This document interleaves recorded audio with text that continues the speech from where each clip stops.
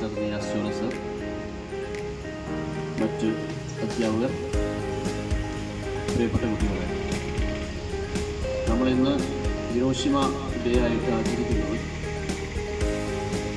എന്താണെന്ന് ഞാൻ പറഞ്ഞതിൻ്റെ കാര്യമില്ല.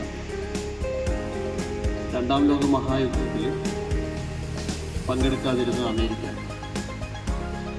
മറ്റ് കക്ഷികളായ ഇംഗ്ലണ്ട്, ഫ്രാൻസ്, റഷ്യ എന്ന രാജ്യങ്ങളും ജപ്പാൻ, ജർമ്മനി ഇവർ മറ്റൊരു ചേരിയിൽ നിന്നുകൊണ്ട് ചെയ്ത യുദ്ധമാണ് നമ്മൾ രണ്ടാം ലോക മഹായുദ്ധമായിട്ട് അറിയപ്പെടുന്നത്. അന്നുവരെ അമേരിക്കൻ ഐക്യനാടുകൾ ഈ യുദ്ധത്തിന് പങ്കാളിയായിരുന്നില്ല. പക്ഷേ അമേരിക്കൻ ഐക്യനാടുകൾക്ക് ലോകത്തിൻ്റെ പല സ്ഥലങ്ങളിലും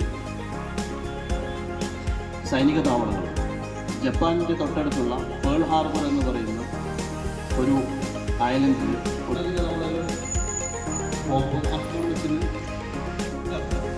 അവിടെ ആചരണത്തിൻ്റെ ഭാഗമായി നടന്ന പ്രവർത്തനങ്ങളാണ്. Very good. ഇതൊക്കെ നമുക്ക് വിരുദ്ധ പ്രതിജ്ഞയൊക്കെ എടുത്തുകൊണ്ട് ഇനിയൊരു യുദ്ധം വേണ്ട എന്ന് മനസ്സിൽ ഉറപ്പിച്ചുകൊണ്ട് അത്തരത്തിലുള്ള പ്രവർത്തനങ്ങളിലേക്കൊന്നും നമ്മുടെ രാജ്യം പോകരുതെന്നുള്ള ചിന്ത നമ്മുടെ ഓരോരുത്തരുടെയും മനസ്സിലുണ്ടായി നമ്മളാണ് നാളത്തെ വലിയ പൗരന്മാരായി മാറി. വന്ദനം. ഇന്ന് ഓഗസ്റ്റ് 6 ഹിരോഷിമ ദിനം. മാനവരാശിയുടെ ചരിത്രത്തിലെ ഒരു കറുത്ത ദിനം. 1945 ഓഗസ്റ്റ് 6 രാവിലെ 8:15 അമേരിക്കയുടെ ലിറ്റിൽ ബോയ് എന്ന അണുബോംബ് ഹിരോഷിമയിൽ വർഷിച്ചു. ജനങ്ങളുടെ സ്വപ്നങ്ങളും പ്രതീക്ഷകളും കത്തിയമർന്ന നിമിഷം. ഏതാണ്ട് 1 ലക്ഷത്തിനടുത്ത ആളുകൾ തൽക്ഷണം മരണത്തിന് കീഴടങ്ങി.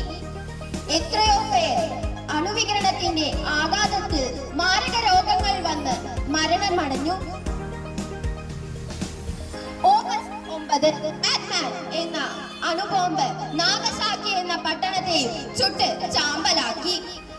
ഹിരോഷിമ ദുരന്തത്തിൽ നിന്ന് അതിജീവിച്ച് പിന്നീട് രക്താർബുദം വന്ന് മരണപ്പെട്ട സഡാക്കോ സസാക്കി എന്ന പെൺകുട്ടി ഇന്നും ലോക മനസ്സിൽ വിങ്ങുന്ന ഓർമ്മയാണ്.